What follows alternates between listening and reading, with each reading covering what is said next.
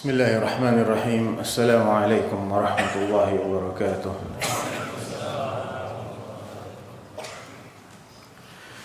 Alhamdulillahi ala ihsanih wa syukru lahu ala taufiqihi wa amtinanihi. Asyhadu an la ilaha illallah wahdahu la syarika lahu ta'ziman li sya'nih wa asyhadu anna Muhammadan 'abduhu wa rasuluhu ad-da'i ila ridwanih sallallahu alaihi wa ala alihi wa sahbihi wa ikhwanih, amma ba'd. Alhamdulillah ayuhal ikhwah, barakallahu fiikum. Allah masih memberikan nikmat kepada kita. Di antara nikmat-nikmat yang tak terhingga dan tak terkira banyaknya itu adalah ni'matani 'azimatan alladhi qala fihima Rasulullah sallallahu alaihi wasallam ni'matani maghbunun fihima katsirun minan nas, as-sihhat wal faragh. Ada dua nikmat besar yang banyak orang rugi karena tidak bisa memanfaatkan keduanya. Apa itu? Hafalkan ya. Kesehatan dan kesempatan. Dua nikmat ini kalau kita manfaatkan dengan sebaik-baiknya, kita akan terhindar dari kerugian, alias kita mendapatkan manfaat yang luar biasa. Namun kalau kita sia-siakan, kita akan rugi besar. Falhamdulillah ala ni'matus sihhati walhamdulillah ala ni'mati al-faragh. Ayyuhal ikhwah, di malam yang penuh dengan kecerahan karena wajah-wajah antum yang cerah, Masya Allah ini, yang ganteng-ganteng ini, yang bersinar dengan cahaya tauhid, dengan sunnah. Dan kita berharap sinar ini tetap kita miliki, bukan hanya di dunia, tapi ketika kita dibangkitkan dari kubur nanti. Kama qala Allah azza wa jalla, yauma tabyaddu wujuhun wa taswaddu wujuh. Pada hari wajah-wajah itu putih bersih, dan ada juga di hari itu wajah-wajah yang hitam legam. Kata Ibnu Abbas radhiyallahu anhuma, tabyaddu wujuhu ahli sunnati wal jamaah wa taswaddu wujuhu ahli bid'ati wal furqah. Yang wajahnya putih pada hari itu adalah ahli sunnah wal jamaah, mereka yang senantiasa istiqamah, berpegang teguh dengan sunnahnya, dengan ajarannya Rasulullah Muhammad sallallahu alaihi wasallam, dan senantiasa berada di atas persatuan al-jamaah, yaitu mulazamatul haq, selalu menetapi kebenaran dimanapun dia berada, kapanpun dia hidup, walaupun cuma dia seorang diri. Jadi berjamaah itu berjamaah secara ideologi. Yang lebih ditekankan adalah berjamaah secara ideologinya. Fisik itu mengikuti saja. Jika di suatu tempat yang bermanhaj ahlus sunnah wal jamaah cuma dia misalnya, dia sebetulnya berjamaah. Berjamaah dengan siapa? Dengan para sahabat, dengan Nabi dan para pengikutnya yang setia. Dan sebaliknya, ketika dia memisahkan diri dari ahlus sunnah wal jamaah, walaupun dia bersatu dengan orang-orang setempat, sesungguhnya dia telah memisahkan diri dari Nabi dan para sahabatnya. Dan mereka lah yang wajahnya akan menghitam nanti di hari kiamat. Walaupun di dunia dia mungkin bule gitu ya, orang kulit putih di dunia, cerah di dunia, tapi kalau dia tidak mengikuti sunnah Rasulullah, wajahnya akan menghitam. Ayolah ikhwah, barakallahu fikum. Bulan Ramadan sudah berlalu, tapi tidak berarti kewajiban kita berhenti. Allah Subhanahu wa ta'ala adalah yang kita ibadahi selamanya, dimanapun, sampai kapanpun. Allah itu sama, tidak berubah. Antara sebelum Ramadan, saat Ramadan, setelah Ramadan, ya seperti itulah Allah. Memang Allah akan memberikan pahala lebih di bulan Ramadan. Tapi tidak berarti bahwa di luar itu kemudian perintah itu seakan-akan tidak ada.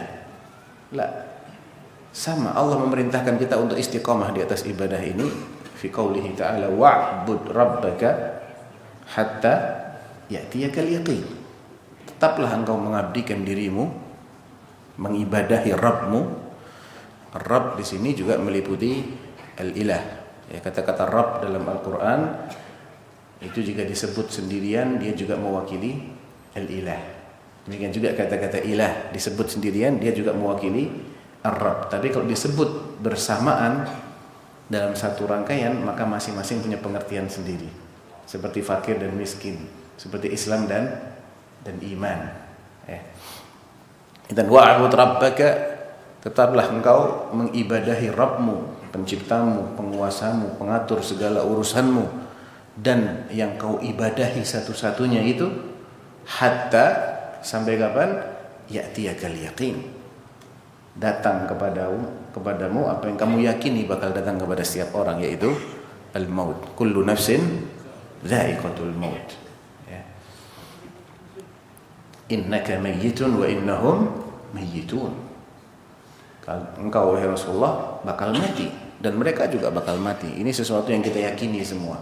Dan sampai saat itu tiba, maka kewajiban ibadah ini tetap. Ini yang kita harus istiqamah di atasnya. Allah Subhanahu wa taala menjanjikan bagi orang-orang yang istiqamah kesuksesan dunia akhirat. Apa yang Allah janjikan? Sukses dunia akhirat. Qala Allah Ta'ala fi surati Fussilat ayat 30 dan 31.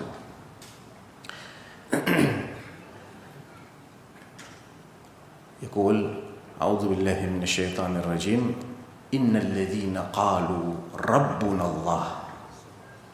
Sesungguhnya mereka yang mengatakan dengan lisannya Rabbuna, yakni ilahuna juga, Rabbuna Allah, Rabb kami yang kami ibadahi, yang kami yakini sebagai pencipta sejati, penguasa sejati, dan pengatur segala urusan kami ini, dan sebagai yang kami ibadahi, satu-satunya yang berhak untuk diibadahi oleh makhluknya adalah Allah. Tsumma istaqamu. Ya, jadi nggak cuma ikrar dengan lisan, ada dua syaratnya. Pertama, qalu rabbuna Allah, yang kedua, istaqamu. Dan ini dia pertahankan sampai ajal menjemputnya. Tatanazzalu alaihimul malaika. Ketika ajal menjemputnya itu, para malaikat akan turun. Malaikat yang mengiringi malakul maut itu ada banyak. Malakul mautnya satu memang, tapi pengiringnya banyak. Dan pengiringnya ini punya indikasi sendiri. Kalau dia berpakaian putih, berwajah berseri, indikasi ini orang bakal bahagia nantinya. Mereka membawa kain kafan dari jannah yang wanginya luar biasa, lembutnya luar biasa. Ini indikasi ruhnya bakal sejahtera.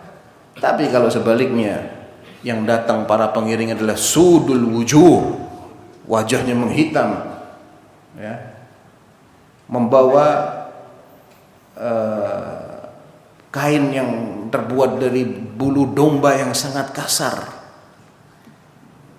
yang bau, maka ini pertanda ruh ini akan sengsara lebih daripada kesengsaraan yang sedang dia alami sebelum itu.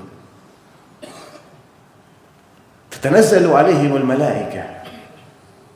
Mereka datang, turun para malaikat pengiring malakul maut ini membawa banyak hal. Pertama, kabar gembira, alla takhafu. Kalian wahai yang beriman dan istiqamah sampai mati, jangan takut. Jangan takut menghadapi apa yang akan kalian hadapi setelah kematian. Karena kematian ini baru mungkin kalau boleh pinjam istilah ya, baru persinggahan yang pertama. Ya. Masih banyak persinggahan-persinggahan lain di hari kiamat itu. Hari kiamat itu persinggahan pertamanya adalah kubur. Itu persinggahan pertama. Kata Nabi SAW dalam hadis lain, hadisnya Utsman bin Affan radhiyallahu anhu, rawahu Tirmidzi wa ghairuhu bi isnadin hasan, inna al-qubura awwalu manazil al-akhirah, man naja minhu fama ba'dahu aysara minhu wa man lam yanju minhu fama ba'dahu ashaddu minhu. Kubur, alam kubur itu adalah persinggahan pertama dari persinggahan-persinggahan akhirat. Awwalu manazili al-akhirah. Idzan al-akhirah laha manazil. Akhirat itu ada banyak tempat persinggahan. Pertamanya adalah di kubur. Yang selamat ketika dia dikubur, nanti berikutnya akan lebih mudah. Tapi yang sudah babak belur lagi dikubur, berikutnya akan lebih mengerikan lagi. Asyaddu minhum. Fahadhal mayit yang diberi kabar gembira oleh para malaikat pengiring malakul maut ini, la takhafu, kalian jangan ketakutan. Wala tahzanu, kalian juga jangan sedih. Sedih mikirkan bagaimana nasib anak istri saya, nasib orang tua saya, nasib pekerjaan saya, nasib yang punya pesantren, nasib pesantren saya bagaimana. Ada mudir pesantren di sini. Kadang mikirin ya, ini gimana nanti keberlangsungan mereka. La takhafu wa la tahzanu. Jangan takut, jangan sedih meninggalkan apa yang kalian harus tinggalkan di dunia ini. Wa abshiru, kabar gembira yang ketiga, dan berbahagialah kalian. Dengan apa? Bil jannah allati kuntum tu'adun, dengan jannah yang selama ini dijanjikan bagi kalian. Terus nanti bagaimana kalau saya harus menghadapi yaumul mahsyar, ya Allah? Saya harus menghadapi dahsyatnya proses penimbangan amal ketika kitab catatan tatatayar ya, dibentangkan, semua orang membaca track recordnya, rekam jejaknya dia, dan tidak ada yang terluput. Orang-orang yang mengatakan ya wailatana ma li hadzal kitab la yughadiru saghiratan wala kabiratan illa ahsaha. Apa ini kitab ini? Masa enggak ada satu pun yang besar, apalagi yang kecil, apalagi yang besar, kecuali dia rekam di sini. Kitab apa ini? Kok lengkap banget? Wa wajadu ma amilu hadira wa la yadhlimu rabbuka ahada. Mereka mendapati ya semua amal mereka itu ada di depan situ, terekam. Dan Allah enggak zalim sama sekali. Enggak zalim sedikit pun kepada siapapun. Saat itu bagaimana saya enggak boleh ketakutan, ya Allah? Bagaimana ketika saya harus menyeberangi as-sirat? Yang nasib orang ketika menyeberangi sirat itu, famin najin musallam wa min najin makhdush wa min makdus. Ada yang selamat dengan tidak terluka, ada yang selamat tapi harus berdarah-darah, artinya dia sampai ke ujung tapi tersayat-sayat. Ada yang harus terjatuh. Bagaimana kita tidak boleh khawatir saat itu, ya Allah? Dengan jannah atau dengan nar, bagaimana kalau ternyata kita harus mampir dulu? Wal'iyadu billah. Saat Allah merealisasikan janjinya, wa in minkum illa wariduha kana ala rabbika hatman maqdiyya, ay waridu an-nar. Dan masing-masing dari kalian ini pasti akan mampir. Allah sudah berjanji ini, dan janjinya Allah pasti akan direalisasikan. Semua kita ini akan mampir. Ada yang mampir masuk, ada yang mampir tapi tidak masuk, mampir tapi diselamatkan oleh Allah, sebagaimana dalam lanjutan ayat ini, tsumma nunajjil ladzina taqaw wa nadharu adh-dhalimina fiha jithiya. Kemudian kami selamatkan yang bertakwa dari mereka yang mampir, yang semuanya bakal mampir, ya. dan kami biarkan yang zalim itu berlutut di dalam neraka. Bagaimana kita tidak khawatir saat kita menghadapi itu? Nahnu awliyaukum, kata Allah. Kami yang akan mengutusi. Lanjutan dari ayat yang Fussilat tadi ya. Alla takhafu wa la tahzanu wa abshiru bil jannati allati kuntum tu'adun. Nahnu awliyaukum fil hayatid dunya wa fil akhirah. Saat masih di dunia, kami yang selama itu menjadi wali kalian. Wali itu artinya yang dekat, yang nolong, yang melindungi, yang mendengar saat diminta, ya, yang memperhatikan, mengayomi kebutuhan kita, itu namanya wali. Yang ngurusi kita terus-terusan Allah. Allahu waliyul ladzina amanu yukhrijuhum minadh dhulumati ila nur wal ladzina kafaru awliya'uhum at-taghut yukhrijunahum minan nuri ila dhulumat. Allah yang ngurusin kita di dunia ini, dan Allah juga yang akan ngurusin kita di akhirat. Jadi mau apa takut? Allah yang ngurusi. Allah ini punya segalanya. Segalanya yang ngatur Allah. Ya, nasib kita di tangan Allah. Nasib keluarga yang kita tinggalkan, kerjaan yang kita tinggalkan, sekolah yang kita tinggalkan, semua yang kita tinggalkan di dunia ini Allah juga yang ngurus, yang ngurusi. Jadi ngapain kita takut? Nahnu awliyaukum fil hayati dunya. Ini motivasi bagi kita yang masih hidup. Kalau kita istiqomah, kita diurusi sama Allah. Buat apa takut? Dan kalau kita istiqomah, setelah kita mati, nasib kita juga diurusi sama Allah, diperhatikan sama Allah. Keluarga yang kita tinggalkan, harta benda kita juga diurusi sama Allah Subhanahu wa taala.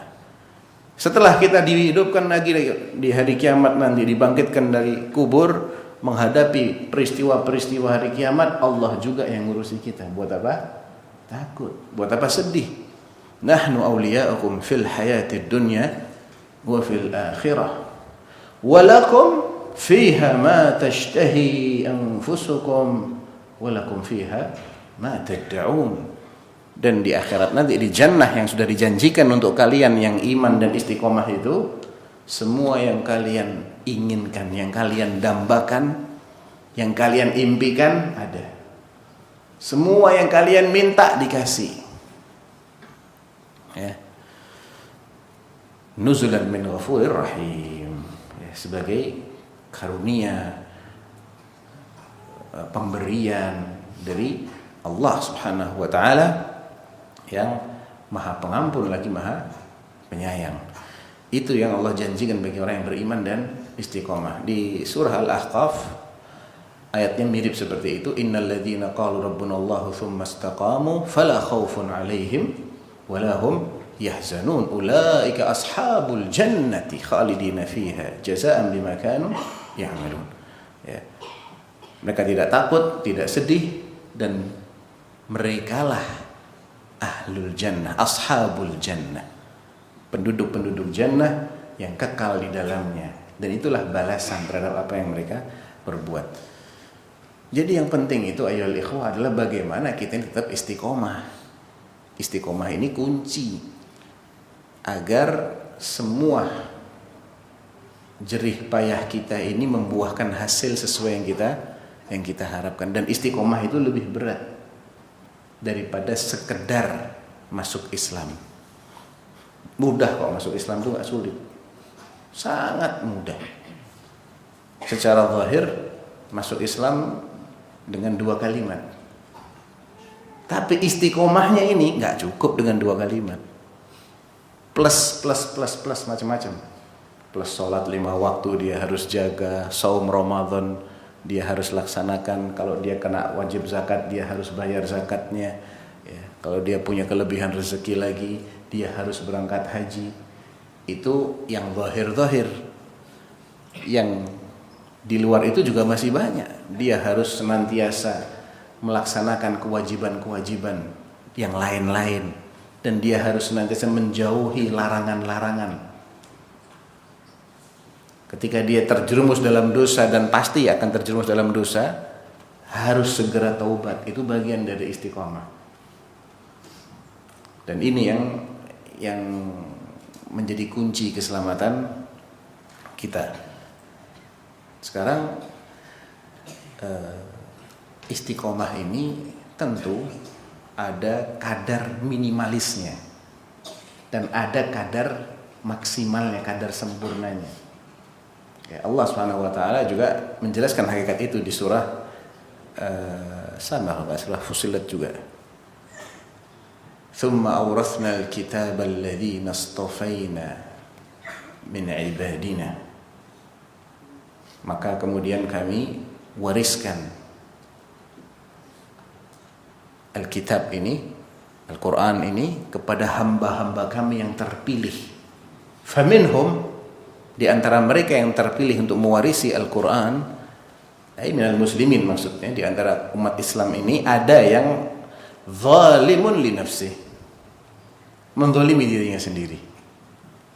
Wa minhum muqtasid, ada juga yang ngepas, pas-pasan aja maunya, minimalis, nggak mau lebih dari itu. Wa minhum sabiqun bil khairati biidznillah.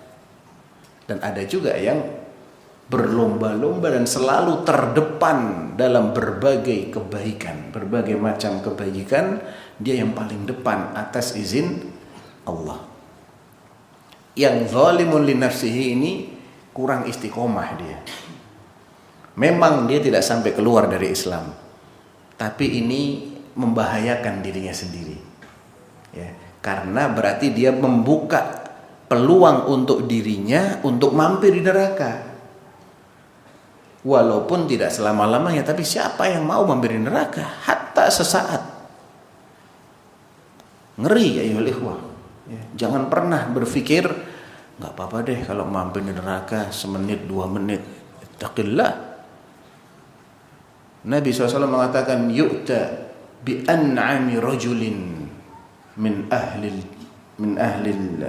an-nar, yu'ta bi an'ami rajulin fid dunya wa huwa min ahli an-nar, fayughmasu ghamsatan fin nar, fayuqalu ya fulan hal marra bika na'imun qat, qala la ya rab. Kata Nabi SAW, nanti di akhirat sana ada orang yang ketika di dunia dia paling bergelimang kenikmatan. Orang yang paling bergelimang kenikmatan ketika di dunia ini dia adalah ahlun nar. Ya, ahlun nar ini ada 2 kemungkinan, ahlun nar yang selamanya atau ahlun nar yang sementara. Maka dia dicelupkan sekali dalam neraka, sekali aja, kemudian diangkat lagi, ditanya, hei fulan, pernahkah kamu merasakan kenikmatan sedikit saja? Dia bilang enggak. Jadi sekali celup di neraka itu akan melupakan seseorang dari semua kenikmatan dunia yang pernah dia rasakan. Dan sebaliknya, wa yu'ta bi asyaddin nasi ba'san fid dunya wa huwa min ahlil jannah. Sebaliknya, orang yang dulu ketika di dunia paling sengsara hidupnya, paling mengenaskan, tapi dia min ahli jannah, dihadirkan fayughbasu ghamsatan fil jannah, dimasukkan ke dalam jannah sesaat, kemudian ditanya, ya fulan hal marra bika bu'sun qat, qala la ya rab. Setelah sekali dia masuk jannah sesaat, ditanya sama Allah, pernahkah kamu merasakan kesengsaraan sebelum ini? Sedikit saja. Oh, enggak pernah ya Allah. Jadi lupa juga dia sama semua kesengsaraannya. Jadi jangan pernah berpikir mau nyoba kayak apa ya rasanya neraka. Lah, jangan. Ya, jangan. Dan supaya tidak mampir sama sekali, maka jangan pilih yang level ketiga tadi, zalimun li nafsihi, itu jangan. Minimal di muqtasid, minimal. Apa sih definisinya zalimun li nafsihi ini? Zalimun li nafsihi ini dia tidak melaksanakan semua kewajiban. Berarti sebagian dia laksanakan, tapi sebagian lagi dia tinggalkan tanpa uzur. Dan dia juga tidak menjauhi semua yang dilarang, yang haram. Artinya sebagian yang haram dia tinggalkan, tapi sebagian lagi dia sikat, dia terabas. Nah, ini berpotensi mampir. Ya, entah yang haram itu 1, 2, 3, 10, tapi tentu levelnya di bawah syirik. Nggak boleh sederajat dengan syirik. Dan dia tidak bertaubat. Tidak bertaubat karena meninggalkan kewajiban, dan juga tidak bertaubat karena melanggar yang haram. Ini yang zalimun li nafsi, yang berpotensi mampir di neraka. Dan ini berarti kurang istiqomah orang-orang seperti ini. Ya. Kalau ingin yang selamat, minimal kita ada pada wa minhum muqtasid. Muqtasid yang ngepasin banget dia ini. Dia hanya laksanakan yang wajib-wajib, nggak terlalu memperhatikan yang hukumnya sunnah. Tapi yang wajib dia jaga. Dan dia hanya menghindari yang haram-haram. Dia tidak terlalu memperhatikan yang hukumnya makruh. Tapi kalau yang haram dia hindari. Ini muqtasid namanya. Ini selamat tapi minimalis. Ya, minimalis nih. Ngirit sama dirinya sendiri. Dia tidak menempatkan pada tempat yang lebih lagi dari itu, enggak. Dia yang level paling dasar, tapi ini jauh lebih baik daripada yang zalimun li nafsi. Ya. Makanya ketika Nabi sallallahu alaihi wasallam didatangi, kalau enggak salah Dhibam ibn Tha'labah atau ghairuh minas sahabah, datang, dia tanya, siapa di antara kalian yang namanya Muhammad? Maklum orang Badu ya, jadi agak kurang sopan memang. Para sahabat bilang, hadzal rajul abyadul muttaqi. Itu orang yang putih sambil bersandar. Beliaulah yang namanya Muhammad. Qala anshudukallah, Allahu amaraka an nusalliya kulla yawmin wa layla 5 salawat. Saya tanya kamu atas nama Allah. Betul Allah yang menyuruhmu untuk memerintahkan kami sholat 5 waktu sehari semalam? Allahumma na'am. Iya betul kata Nabi. Anak tanya lagi, benar Allah yang menyuruh kamu untuk menyuruh kami agar puasa di bulan Ramadan? Allahumma na'am. Iya betul kata Nabi. Saya tanya lagi atas nama Allah, betul Allah yang nyuruh kamu agar memerintahkan kami untuk membayarkan zakat yang diambil dari orang-orang kayanya kemudian diberikan kepada orang-orang miskinnya? Allahumma na'am. Iya betul.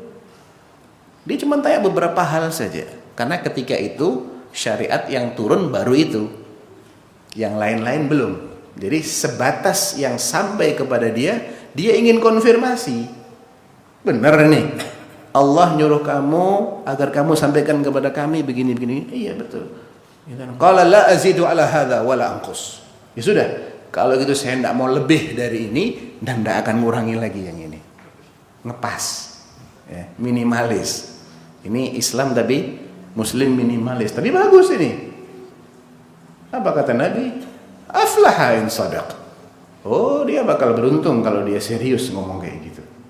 Kalau dia sungguh-sungguh dengan janjinya, dia tidak akan ngurangi dan tidak akan lebih dari itu, dia masih beruntung itu. Beruntung dia. Selamat. Karena keberuntungan itu definisinya sederhana ya ikhwah. Sederhana banget. Allah sebutkan dalam Al-Qur'an, "Faman zuhziha 'anil nar wa udkhilal jannah faqad faz." Siapa yang dijauhkan dari neraka dan dimasukkan dari surga. Artinya kalau dia mampir dulu, dia nggak dijauhkan dari neraka. Tapi kalau dia nggak mampir, nggak masuk, nggak tersiksa sama sekali, dia hanya wurud dalam pengertian kemudian diselamatkan, tidak merasakan siksaan, itu dia dijauhkan dari siksanya neraka. Walaupun dia harus mampir karena itu janji Allah. Mampir tapi tidak tersiksa. Ya. Jadi kalau ingin dijauhkan dari neraka dan dimasukkan ke dalam jannah, Nah, orang yang dijauhkan dari neraka dan dimasukkan dalam jannah itu orang yang faz, beruntung, sukses, berhasil dia, berjaya dia. Kalau di dunia dia jadi jutawan ataukah tidak, punya jabatan penting ataukah tidak, sukses nyalek atau gagal nyalek, sukses nyapres atau gagal nyapres, kepilih atau nggak kepilih, wa mal hayatud dunya illa mata'ul ghurur. Nah, itu cuma kenikmatan yang semu, kenikmatan yang menipu. Sepintas nampaknya nikmat, tapi pasti banyak efek sampingnya. Itu nikmat dunia itu tidak ada yang bebas dari efek samping, tidak ada. Banyak efek sampingnya. Coba sebutkan salah satu nikmat dunia. Apa? Makan. Makanan apa yang paling antum sukai? Antum. Hah? Bingung. Nah, bingung. Ditanya makanan apa yang dia suka, dia bingung. Atau nggak punya makanan favorit? Suka semua. Baik. Suka semua ini, ya. Sebutkan salah satunya. Nasi putih suka? Nasi putih? Nggak pakai apa-apa suka? Nasi goreng suka? Baik. Kalau tiap hari 3 kali sehari makannya nasi goreng, nggak suka. Nah itu. Jadi nikmat dunia itu nggak bisa terus-terusan dinikmati kecuali pakai syarat dan ketentuan. Pertama, nggak boleh terlalu sering, bosan. Nggak boleh terlalu banyak. Apa yang terjadi kalau orang makan terlalu banyak? Jadi penyakit. Ya. Kolesterol naik, asam urat naik, ya. Tekanan darah naik. Ujung-ujungnya bisa ya, macam-macam dia sakit, stroke dan lain-lain. Kemudian untuk bisa menikmati makanan kesukaan dia ini, dia haruslah lapar. Habis makan 1 nampan dikasih nasi goreng lagi nih. Waduh, tidak kuat gitu. Ya. Kemudian untuk bisa menikmati nggak boleh sakit gigi, nggak boleh sakit gigi, harus sehat ya. Jadi banyak syaratnya tuh, banyak. Apalagi kenikmatan dunia. Apa kenikmatan dunia? Selain makan, rumah. Taib. Rumah. Ya, orang mau bikin rumah yang indah seindah apapun. Tiap hari dia masuk ke situ. Tiap hari dia lihat keindahan itu, lama-lama jadi biasa. Biasa. Ya. Makanya orang kepengen rekreasi. Walaupun dia raja sekalipun, punya istana, ya, punya villa, dia kepengen rekreasi, kepengen ganti apa? Ganti suasana. Itulah nikmat dunia. Bosan dia. Tiap hari yang dilihat itu ya biasa aja. Buat antum yang rumahnya tipe RSSSS misalnya, mungkin nggak ada di sini ya. Wah, ini istana ini, masya Allah. Iya, karena dia rumahnya RSSS. Tapi kalau dia tiap hari tinggal di situ ya biasa aja. Biasa. Kendaraan gitu sama. Mau naik mobil sehebat apapun, kalau kena macet sama macet juga. Jadi nikmat dunia semuanya gitu. Nggak ada nikmat yang pure, yang murni, tanpa efek samping. Nggak ada. Kalau nikmat akhirat itu nikmat sejati. Lihat bagaimana Allah menceritakan apa yang dirasakan oleh Abuna Adam alaihi salatu wassalam saat dia masih di jannah. Qal inna laka alla taju'a fiha wa la ta'ra wa annaka la tadma'u fiha wa la tadha. Kamu hai Adam di jannah itu enggak akan kelaparan, tidak akan telanjang. Antum mesti bertanya, itu kan akhirnya dicopot pakaiannya. Iya. Seandainya dia nggak berbuat maksiat, nggak dicopot sama Allah. Karena berpakaian itu nikmat. Makanya ahlul jannah berpakaian, nggak ada yang telanjang. Jadi kalau ada orang yang di dunia melepaskan pakaiannya, dia melepaskan nikmat Allah karena berpakaian itu nikmat. Innalaka alla taju'a fiha wala ta'ra wa annaka la tadma'u fiha wala tadha. Kamu juga nggak akan kehausan di dunia, di jannah, dan juga tidak akan kepanasan matahari. Kalau di dunia orang mesti ada laparnya, orang mesti ada kepanasannya, orang mesti ada hausnya, ada saatnya dia tidak berpakaian. Di jannah berpakaian terus. Makannya itu bukan karena lapar, dan berhenti makan ya bukan karena kenyang. Hasil yang dia makan gak keluar lagi berupa kotoran atau kencing. Yang wanita tidak mengalami haid, tidak mengalami nifas, tidak kencing, tidak buang air besar, terus keluar berupa apa? Keringat. Dan keringat juga gak bau, rasyah, keluar berupa rasyah, kata Nabi SAW. Minum bukan karena haus. Rasa dahaga itu sudah hilang sejak umatnya Rasulullah Muhammad SAW ini meminum satu teguk di telaga beliau yang namanya apa? Al-Kautsar. Ya. Man syariba minha syarbatan lam yadhma' ba'daha abada. Siapa yang minum sekali saja di telaganya Rasulullah, yang kata beliau tuluhu mithlu 'ardih, aniyatuhu 'adada nujumis sama', ma'uhu abyad ashaddu bayadan min al-laban wa ahla min al-asal. Panjangnya kali lebarnya sama. Berarti bentuknya apa tuh?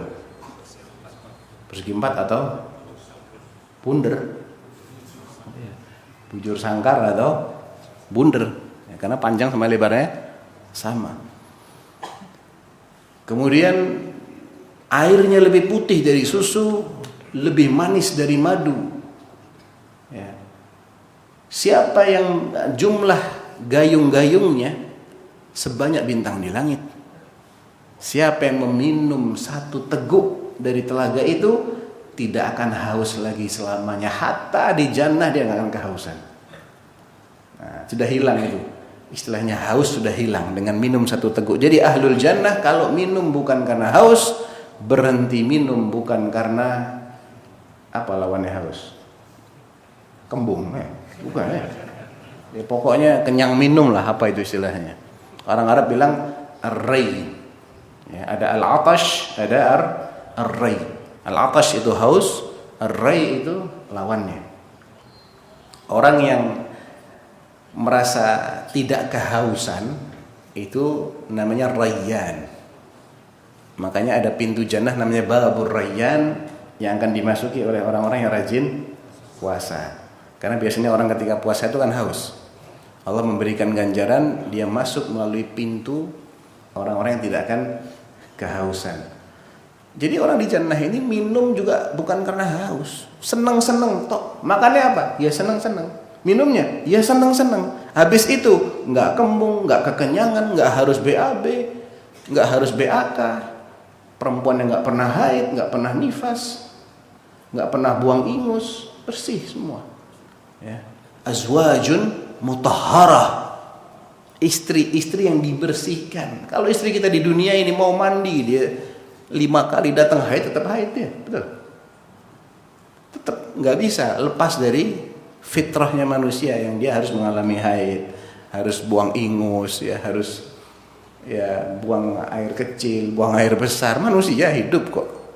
Mau raja sekalipun tetap begitu. Antum habis makan makanan yang paling lezat, paling mahal sekalipun, itu harus dikeluarkan kembali. Dan kalau sampai nggak keluar, sakit antum. Iya kan? Tapi di jannah enggak. Makannya buat senang-senang, minumnya buat senang-senang, semuanya sih senang-senang, tanpa efek samping. Nah, itu yang Allah janjikan bagi orang-orang yang beriman dan istiqamah. Sudah adzan kayaknya ya. Sudah masuk waktu?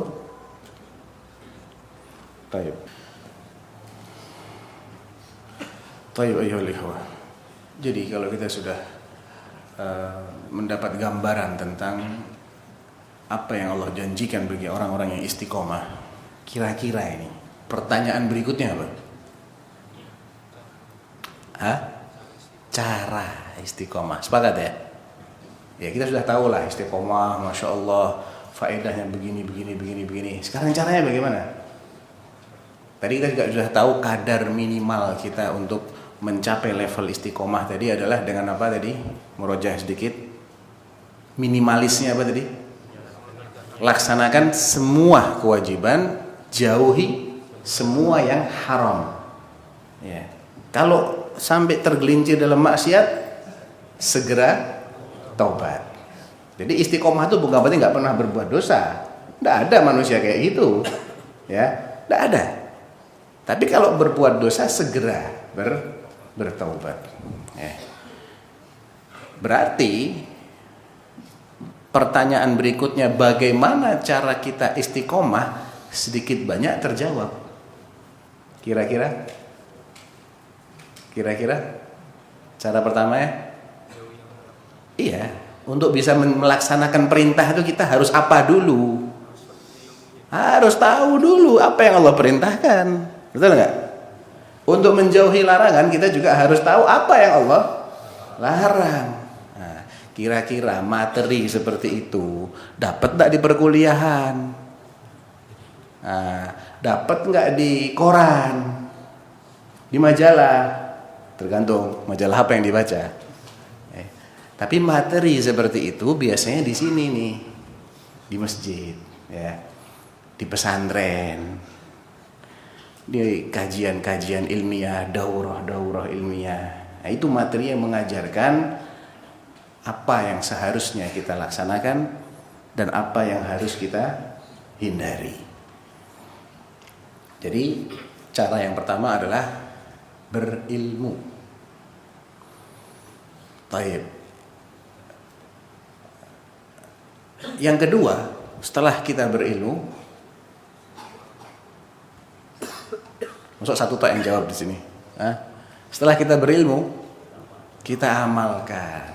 Nah, untuk bisa mengamalkan, kita juga harus tahu bagaimana cara kita mengamalkan. Contoh, di antara yang Allah perintahkan itu sholat 5 waktu. Caranya supaya kita bisa sholat, ya kita harus belajar tata cara sholat, kemudian kita amalkan. Nggak cuman kita ngerti teorinya tapi nggak kita amalkan, ya. Jadi untuk bisa mengamalkan juga harus belajar juga ternyata, ya. Harus belajar bagaimana cara yang benar dalam mengamalkan perintah itu, dalam menjauhi larangan itu. Baik. Untuk kita ini bisa rutin mengamalkan, kita perlu apa kira-kira? Apa? Supaya kita ini bisa tidak putus semangat kita, tidak gampang futur. Hadiah. Terus minta hadiahnya sama siapa? Sama Allah minta hadiahnya. Apa? Berdoa. Terus kira-kira kalau di masjid untuk sholat berjamaah gampang ya. Tapi kalau di hutan belantara, berarti perlu apa? Tempat yang kondusif. Perlu teman-teman yang bareng-bareng ngamalkan itu supaya semangat. Tapi kalau sendirian tuh berat. Apa-apa tuh kalau sendirian apa? Berat. Tapi kalau bareng-bareng, kita saling tawasau bil haq, tawasau bis sabr. Dan itu Allah perintahkan, kunu ma'as sadiqin. Kalian itu bareng-bareng sama orang-orang yang sadiqin, yang serius, yang sungguh-sungguh. Ya, antara apa yang dia ucapkan dengan perbuatan dia itu sinkron. Kalian kalau mau bersama tuh bersama orang-orang kayak gitu. Nanti kalian akan ikut sungguh-sungguh seperti mereka. Almar'u ma'a ala dini khalilihi, kata Nabi. Seseorang itu kualitas agamanya akan ngikuti orang-orang dekatnya dia, teman-teman setianya, sahabat-sahabat tercintanya dia. Falyanzur ahadukum man yukhalil, wa fi riwayah man yukhalil. Maka perhatikan, kamu ini bersahabat dengan siapa, berteman setia dengan siapa. Di riwayat lain, kalian ini kumpul-kumpulnya sama siapa? Ya. Kalau bersama orang-orang yang main-main, ya dia akan main-main. Dia akan jadikan hidup ini main-main. Bersama orang-orang yang bermunafik ria, ya dia pasti akan jadi munafik. Bersama orang musyrik, ya jadi musyrik. Bersama orang ahlul bid'ah, ya jadi ahlul bid'ah. Itu fitrah manusia begitu. Mana ada laler ngumpul sama lebah? Hah? Itu laler pura-pura jadi lebah itu. Sedang ngumpul pura-pura dia, pakai bajunya lebah, ngumpul sama lebah. Kalau aslinya nggak bisa laler ngumpul sama lebah. Lebah sama lebah, lalat sama lalat. Itu fitrah itu. Al-arwah junudun mujannadah ma ta'arafa minha atalaf wa ma tanakara minha ikhtalaf. Ruh kita ini itu sudah disetting sama Allah untuk berkumpul dengan yang satu frekuensi, yang satu kecenderungan, dan dia akan menjauh dari yang berbeda dengannya. Yang tidak cocok nggak bisa ngumpul. Manusia itu begitu. Nah, jadi supaya kita ini tetap istiqomah, kita perlu mencari lingkungan, teman-teman yang membantu kita untuk istiqomah. Makanya hijrah itu penting bagi orang-orang yang terasing sendirian. Mau sampai kapan dia sendirian? Mau sekuat apa dia bertahan di lingkungan yang penuh dengan fitnah, dengan godaan? Nabi menjelaskan tentang hati kita itu bagaimana sebetulnya. Tu'radul fitanu 'alal qulubi kal hasir 'udan 'uda. Fitnah demi fitnah itu akan melintasi hati kita, sehelai demi sehelai, seperti tikar itu dari helaian-helaian kan, dirajut, dianyam jadi tikar. Fa ayyuma qalbin ankaraha nukita fihi nuktatun bayda. Setiap hati yang berusaha untuk menolak fitnah yang melintas walaupun hanya sehelai tadi, akan muncul noda putih di situ. Wa ayyuma qalbin ushribaha nukita fihi nuktatun sauda. Dan setiap hati yang menyerap fitnah itu, ditelan sama dia, ditambung walaupun hanya sehelai. Hari ini sehelai, besok sehelai, hari ini satu titik hitam, besok titik hitam, lusa, terus sebulan titik hitam, akhirnya hatta yasira kal qalbain. Ujung-ujungnya yang senantiasa mengingkari kemungkaran itu, hatinya akan putih bersih. Abyad mithla safa la tadurruhu fitanun madama al-lail wan nahar. Putih, mulus, ya, tidak mempan lagi kena fitnah setelah itu selamanya. Wal akharu aswadun mirbad kal kuzi mujakhiyah. Yang satu lagi ini hitam legam seperti mangkuk yang terbalik. Apa yang bisa ditampung oleh mangkuk terbalik? Tidak ada yang bisa ditampung. Hidayah nggak bisa ditampung di situ. Ya. La ta'rifu ma'rufan wa la tunkiru munkaran illa ma ushriba min hawa. Tidak bisa mengenali yang ma'ruf, tidak bisa juga mengingkari yang mungkar kecuali yang sesuai dengan hawa nafsunya saja. Nah, seberapa kuat hati kita itu? Kalau bertahan di lingkungan yang sangat tidak kondusif, tidak ada. Makanya karena kasih sayangnya Rasulullah SAW, beliau suruh kita ini ngumpul dengan orang-orang yang sama-sama berjalan di atas jalan Allah, sama-sama mengamalkan kitabullah dan sunnah Rasulullah SAW. Kalau perlu hijrah, dan memang perlu hijrah itu. Hijrah itu nggak harus keluar negeri kok, nggak harus keluar komplek juga bisa masuk kategori hijrah. Ya. Sama-sama di satu kecamatan misalnya, komplek ini kompleknya orang nggak baik, tapi 2-3 blok dari komplek ini, masya Allah kompleknya orang-orang baik, pindah komplek, ada pindah hijrah. Ya. Jadi tidak harus keluar negeri, keluar kecamatan kadang sudah bisa menyelesaikan masalah itu, atau keluar daerah. Jadi salah satu cara kita untuk istiqomah adalah kita berteman dengan orang-orang yang istiqomah, berada di tempat yang kondusif. Itu juga cara kita untuk terhindar dari maksiat dan cara kita menyempurnakan taubat. Makanya kalau antum pernah dengar hadis yang sangat populer tentang orang yang sudah membunuh 99 orang, bahkan dia genapkan sampai 100 itu.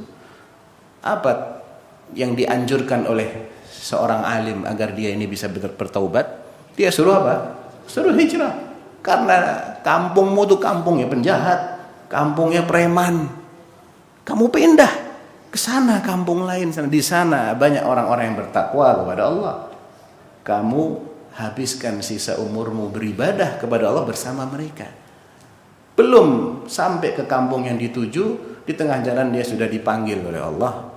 Sampai cekcok antara malaikat rahmah dengan malaikat azab. Dan akhirnya dihitung mana jaraknya yang sudah dia lalui. Dan ternyata lebih dekat ke kampung yang orang baik itu hanya selisih 1 jengkal.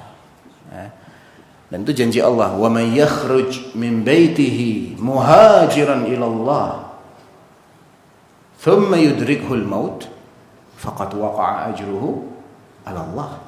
Dan siapa yang sudah keluar dari rumahnya dalam rangka hijrah, dia meninggalkan kampung halamannya yang sangat dia cintai, tapi ada yang lebih dia cintai, yaitu untuk tetap menjadi hamba Allah. Itu tujuan utama kita semua ya ikhwan. Jadi jangan sampai lupa sama tujuan utama kita ya. Istiqomah itu kita harus tahu tujuan utama kita apa. Istiqomah itu kan artinya kan kita tetap berada di jalan yang lurus. Ya. Kita tidak akan bisa istiqomah kalau nggak tahu yang kita tuju itu apa. Apa yang kita tuju? Kita harus tahu. Makanya selagi kita mengarah ke sana, itu kata kita namanya apa? Istiqomah. Tapi begitu kita putar, kita balikkan arah perjalanan kita, berarti kita merubah tujuan kan? Kita nggak istiqomah di situ. Jadi supaya kita tetap istiqomah, cara yang lain adalah, ya ini bagian dari ilmu juga sebetulnya. Cuman kita sebutkan karena dia penting. Ya, yaitu kita harus tahu tujuan utama kita ada di sini ini apa. Dan sekali lagi itu juga sudah dijelaskan sama Allah. Semuanya sudah dijelaskan sama Allah. Ya, semua itu sudah ada dalam kitabullah dan dalam sunnahnya Rasulullah Muhammad sallallahu alaihi wasallam. Sehingga kalau ada orang nggak ngerti itu karena orang nggak mau belajar, karena dia malas belajar. Dan itu nggak akan bisa jadi alasan. Ya, itu kejahilan yang tidak bisa jadi alasan karena malas. Kalau dia dalam proses belajar, dia dimaafkan sama Allah.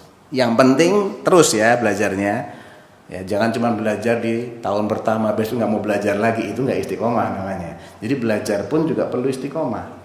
Kalau dia belajarnya istiqomah, yang dia belum ketahui dimaafkan sama Allah. Tapi kalau belajarnya nggak istiqomah, dia tinggalkan karena dia malas belajar, nggak dimaafkan sama Allah. Jadi kita harus tahu tujuan Allah menciptakan kita ya ini untuk ibadah kan. Ibadah tidak bisa dikatakan sebagai ibadah kecuali kalau dilandasi dengan tauhid. Makanya Ibnu Katsir rahimahullah menafsirkan illa liya'budun, ya, wa ma khalaqtul jinna wal insa illa liya'budun. Itu kalau antum lihat ayat itu kan di surah Az-Dzariyat kan ya. Ayat 56 kalau nggak salah. Itu nunnya di kasrah.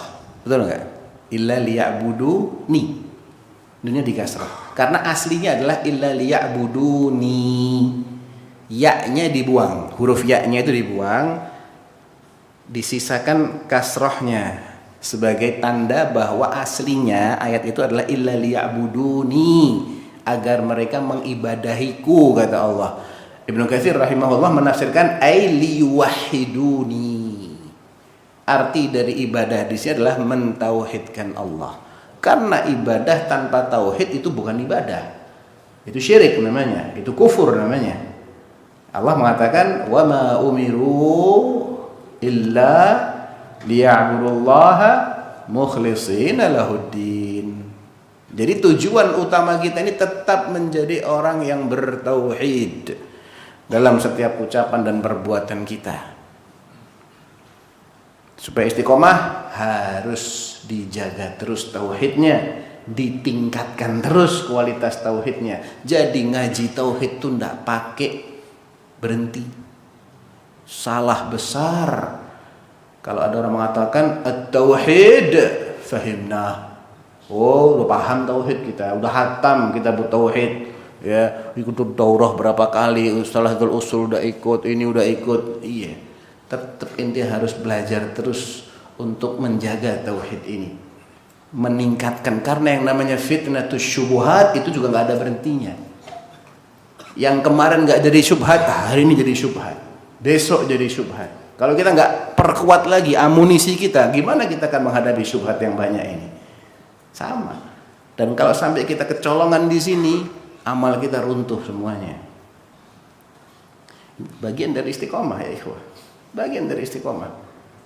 Makanya ketika sahabat Sufyan bin Abdullah Ats-Tsaqafi radhiyallahu anhu berpesan kepada Rasul, "Ya Rasulullah, qul li fil Islam kalimah la as'alu anha ahadan ba'dak."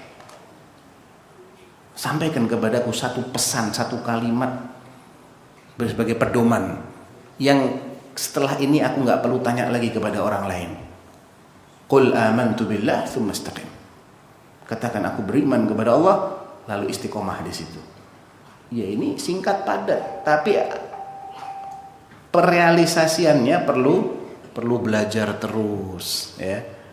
Perlu ya tadi itu mengamalkan, kemudian bersama orang-orang yang istiqomah, dan perlu ada hal lain, tambahan lain yang tidak kalah pentingnya.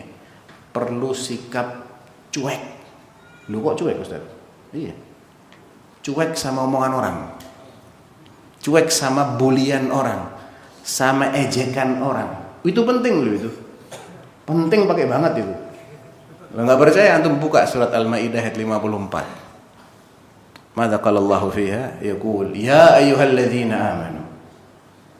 Berarti kita ini semua yang dikenai oleh ayat ini ya. Kita yang dituju oleh ayat ini. Ya ayyuhalladzina amanu, wahai orang-orang yang ngakunya beriman, yang menyatakan dirinya sebagai orang beriman, dimanapun kalian berada, kapanpun kalian hidup.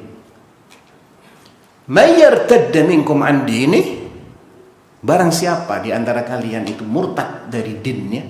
Waduh, ngeri banget ini ayatnya. Orang beriman dikasih warning sama Allah. Kalian kalau hari ini beriman kemudian dia murtad, sebetulnya Islam ini nggak rugi, dia yang rugi. Islam tidak akan kenapa-kenapa, insya Allah. Bakhair Islam ini. Mau semua orang murtad sekalipun, Islam nggak akan kenapa-kenapa. Tetap agama Allah ini akan menang. Karena apa? Fasawfa ya'tillahu biqaumin. Gitu kan ayatnya? Maka kelak Allah akan mendatangkan manusia-manusia lain yang nggak kayak kalian, wahai orang-orang yang murtad. Bagaimana karakter manusia yang akan menggantikan orang-orang yang murtad ini? Yuhibbuhum, Allah mencintai mereka. Wah, ini spesial nih. Kalau kita mencintai Allah, ya memang sudah seharusnya. Banyak orang yang ngaku cinta sama Allah kan, tapi kalau dicintai Allah ini hebat. Ini tujuan kita mencintai Allah. Jangan sampai kita merasa mencintai Allah tapi Allah nggak cinta sama kita. Ngenes nih kalau kayak gini. Yuhibbuhum wa yuhibbuna, dan Allah juga, dan mereka juga cinta kepada Allah. Allah mencintai mereka, mereka cinta juga sama Allah. Dua sifat ya. Yang ketiga, azillatin 'alal mu'minin, mereka bersikap rendah diri di depan sama orang beriman, lembut, ya, nggak sombong, nggak sok-sokan. Kajian dibubarin, biksu dipijetin. Inna lillahi wa inna ilaihi raji'un. Ya. Kok bisa dia akrab sama yang jelas-jelas menyatakan dirinya sebagai non-muslim, tapi dia garang sama saudaranya yang tidak pernah mengaku sebagai non-muslim, selalu mengatakan nahnu minal muslimin. Azillatin 'alal mu'minin, a'izzatin 'alal kafirin. A'izzah ini dia merasa mulia di depan orang kafir, enggak minder. Karena dia yakin dengan firman Allah, wala tahinu wala tahzanu wa antumul a'launa in kuntum mu'minin. Kalian ini jangan lemah, jangan sedih menghadapi orang-orang kafir ini, karena sesungguhnya kalian yang lebih tinggi daripada mereka kalau kalian beriman. Dia yakin dengan firman Allah yang menyifati orang-orang yang tidak beriman itu dengan sifat-sifat yang rendah. Mana ada Allah memuji orang kafir di Quran? Cari. Tidak ada. Coba temukan seperempat ayat aja deh, jangan satu ayat. Seperempat ayat yang di situ Allah muji orang kafir. Tidak ada. Semua perumpamaan jelek itu buat mereka. Famathaluhum kamathalil kalb. Perumpamaan mereka seperti anjing. In tahmil alaihi yalhath aw tatruhu yalhath. Dzalika mathalul qaumil ladzina kadzdzabu biayatina. Seperti anjing dikasih makan menjulurkan lidah, enggak dikasih makan juga tetap menjulurkan lidah. Itulah perumpamaan orang-orang yang mendustakan ayat-ayat kami. Ya. Ulaika kal an'am bal hum adall. Mereka seperti binatang ternak, lebih sesat lagi. Ngapain kita minder ngadepin kambing kan? Ngapain kita minder di depan apa yang dikatakan oleh Allah seperti itu? Dia yakin dengan ini, dia nggak minder sama orang-orang itu. Aizzatin 'alal kafirin. Itu sifat yang keempat ya. Yang kelima, yujahiduna fi sabilillah. Dan dia senantiasa berjihad, berjuang, mengorbankan, mencurahkan. Jihad itu maknanya badlu ma fil wus'a. Mengerahkan semua yang mampu dia kerahkan. Ilmunya, tenaganya, hartanya, waktunya. Kalau dia diberi kekuasaan, kekuasaannya. Dia diberi relasi yang dia miliki. Dia gunakan itu semua untuk memperjuangkan dinullah ini. Nah, orang-orang yang mau seperti ini nanti dikasih hidayah sama Allah. Tanpa ada jihad, tidak ada hidayah. Kalau Allah Ta'ala, walladzina jahadu fina lanahdiyannahum subulana. Di surat Al-Ankabut. Dan mereka yang mau berjihad di jalan kami, dia korbankan hartanya, bahkan kalau perlu dirinya sekalipun, dia korbankan anak istrinya demi mencari ridhonya Allah. Kalau memang perlu dikorbankan, kalau enggak usah. Ya, enggak selamanya kita harus mengorbankan anak istri, enggak. Ketika anak istri menghalang-halangi, saat itu dia dikorbankan. Kalau enggak. Ya. Enggak selamanya anak istri kita itu jadi musuh kita, enggak. Maka Allah bilang, inna min azwajikum wa auladikum aduwwan lakum. Min, sebagian dari, enggak semuanya. Ya. Kadang orang itu enggak mau hijrah kan karena itu tuh. Sayang sama anak istrinya, sayang sama teman-temannya. Wah, saya kehilangan teman-teman. Sayang sama profesinya, waduh saya nggak bisa kerja kalau di sana. Sayang sama harta bendanya, aduh gimana nih saya tinggal semua ini. Nah, itu harus dikorbankan ketika tidak ada pilihan lain untuk menyelamatkan din, menyelamatkan akidah kecuali dengan hijrah, itu dikorbankan. Jadi harus ada pengorbanan memang. Nggak bisa orang istiqomah tanpa berkorban. Jihad, yujahiduna fi sabilillah. Dan yang keenam, cuek, wala yakhafuna laumata laim. Dan mereka tidak pernah takut dicela oleh para pencela. Ini bahaya. Banyak orang yang baru hijrah nggak kuat dengan omongan orang, balik dia ke dunia lamanya. Ya. Bahkan orang ini sudah tahu kebenaran, sudah yakin dia itu benar. Kenapa ente nggak ikuti? Nggak kuat sama omongan orang. Nah, ini repot ini kalau begini. Ya. Ini kadang-kadang konsekuensi yang kita harus pilih. Ya kalau mau istiqomah jangan pedulikan omongan orang. Ya. Fasda' bima tu'mar wa'arid 'anil jahilin. Perintah Allah kepada Nabi, ya wahai Rasulullah, lantangkan apa yang kau diperintahkan untuk menyampaikan, abaikan itu omongannya orang-orang jahil. Berpalinglah dari mereka. Coba kalau Nabi itu baperan kayak kita. Gak nyampe Banjarmasin Islam ini. Boro-boro Banjarmasin, tidak keluar dari Mekah mungkin. Waduh, saya sungkan sama paman saya. Abu Lahab gak setuju. Saya dibilang kadzab sama Abu Lahab. Terus berhenti gitu, gak nyampe. Gak keluar dari Mekah itu Islam sampai hari ini mungkin ya. Bersyukurlah ada orang-orang seperti Rasulullah yang dikadzab-kadzabkan sama bukan orang lain, pamannya sendiri, ammo. Yang ketika dia ini lahir, saking senengnya si Abu Lahab ini punya keponakan, ya, alias saudaranya yang namanya Abdullah, ternyata dia punya anak, dan anaknya itu lahir, saking senengnya dia merdekakan budaknya yang namanya apa, ayo? Tahu nggak?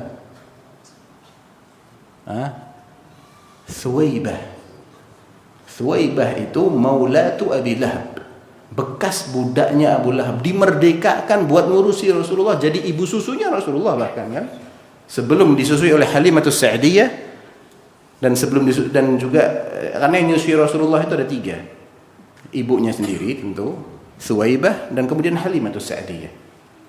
Itu hadiahnya Abu Lahab atas kelahirannya Rasulullah. Dulu belum tahu dia kalau ujung-ujungnya bakal menjadi Rasul yang mengajarkan untuk la ilaha illallah, ajaran yang bertolak belakang dengan ajaran leluhurnya sendiri. Abu Lahab yang pertama kali bilang kadzab, ya. Dan terus-terusan Abu Lahab bilang kadzab, nggak cuma sekali tok itu, dimaki-maki. Tabban laka sairal yaum alihada jama'tana. Kurang ajar kamu. Ya, makian yang pedes lah itu. Kata-kata tabban lak itu pedes sekali.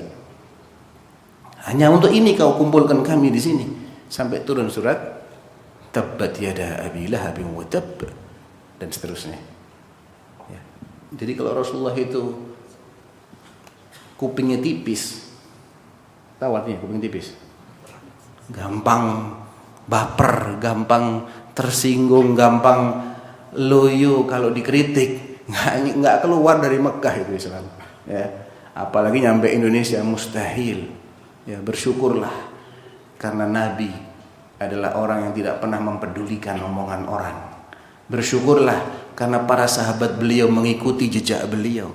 Bersyukurlah karena para tabi'in mengikuti jejaknya para sahabat. Dan antum juga kalau nggak kayak gitu, antum habis juga nanti, ya. Karena orang-orang sekitar kita ini nggak akan ada puasnya. Antum jadi orang baik, preman-preman nggak suka kan? Wah, orang kok sok alim.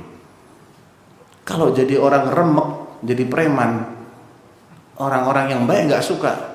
Orang kok jadi preman. Jadi orang setengah-setengah, dua-duanya nggak suka. Orang kok setengah-setengah, nggak jelas. Alim-alim sekalian gitu loh. Preman-preman sekalian, kok orang nggak jelas kayak gini loh. Jadi antum jadi orang baik ada yang nyalahkan, jadi orang nggak baik juga ada yang nyalahkan, jadi orang nggak jelas juga disalahkan sama orang-orang. Jadi buat apa kita ikutin omongan orang? Gak ada manfaatnya. Kita harus cuek sama omongan orang. Yang penting apa kata Allah, ya. Wa qul i'malu fasayarallahu 'amalakum wa rasuluhu wal mu'minun. Beramallah kalian, nanti amal kalian akan dilihat oleh Allah, oleh Rasul, dan oleh orang-orang yang beriman. Jadi untuk istiqomah kita perlu berilmu. Kita tahu tujuan utama kita apa, dan kita jangan bergeser dari tujuan itu. Kita juga perlu mengamalkan ilmu kita. Kita juga perlu apa lagi?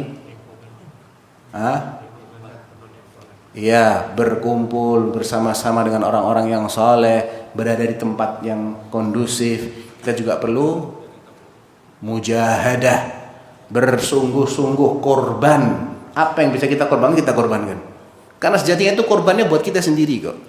Di akhir surah Muhammad Allah mengatakan apa? Ha antum haula tud'auna litunfiqu fi sabilillahi faminkum man yabkhal. Udah lewat ya. Terakhir deh. Kenapa sih kalian tuh seperti mereka yang disuruh berinfak fi sabilillah, kok kalian pelit enggak mau infak fi sabilillah? Wa man yabkhal fa innama yabkhalu an nafsihi. Padahal kalau ada yang bakhil, dia tuh bakhil buat dirinya. Karena Allah enggak butuh sama duit kita. Islam enggak butuh sama diri kita, sama harta kita lah. Kita yang butuh sama Islam ya ikhwan. Jangan merasa loh sudah berjasa untuk Islam. La abadan. Allah melarang orang merasa dia berjasa untuk Islam. Di surah Al-Hujurat Allah bilang apa? Yamunnuna 'alaika an aslamu. Mereka mengungkit-ungkit keislaman mereka di hadapanmu wahai Rasulullah. Oh, kami sudah Islam nih. Itu kan karena kami Islam jadi jaya kan? Karena anak mau sedekah, akhirnya terlaksana ini semua. La. Qul la tamunnu alayya islamakum. Kalian jangan ngungkit-ngungkit keislaman kalian di hadapanku. Balillahu yamunnu alaikum an hadakum lil iman in kuntum shadiqin. Justru Allah yang berjasa. Karena Allah ngasih hidayah kalian. Allah bisa loh alihkan ke yang lain. Loh, duit ini dari mana? Hah? Yang ngasih taufik kamu siapa? Yang ngasih kesempatan kamu siapa? Yang ngasih umur kamu siapa? Allah semua kan itu. Dan Allah sudah ngasih peringatan, Allah bisa ganti dengan yang lain. Tadi di surah Al-Maidah ayat 54 dan di akhir surah Muhammad, wa may yabkhal fa inna ma yabkhalu an nafsihi wallahul ghani wa antumul fuqara. Allah yang maha kaya, kalian tuh yang miskin, fakir semua kalian itu. Terus udah dikasih tahu kayak gitu tetap nggak mau infak fisabilillah, nggak masalah buat Allah. Wa in tatawallaw yastabdil qauman ghairakum summa la yakunu amsalakum. Dan kalau kalian tetap berpaling dari peringatan ini, Allah akan ganti dengan kaum yang lain dan mereka tidak akan kayak kalian lagi. Jadi siapa yang butuh sama Islam? Jawab semua. Ini kalau antum paham kajian, antum jawab semua. Siapa yang butuh sama Islam? Kita semua. Kalau kita nggak mau perjuangkan Islam, kita yang rugi. Akan diambil alih kesempatan ini sama orang lain. Dan kesempatan cuman selama kita hidup di dunia. Baik. Hadza wallahu taala alam.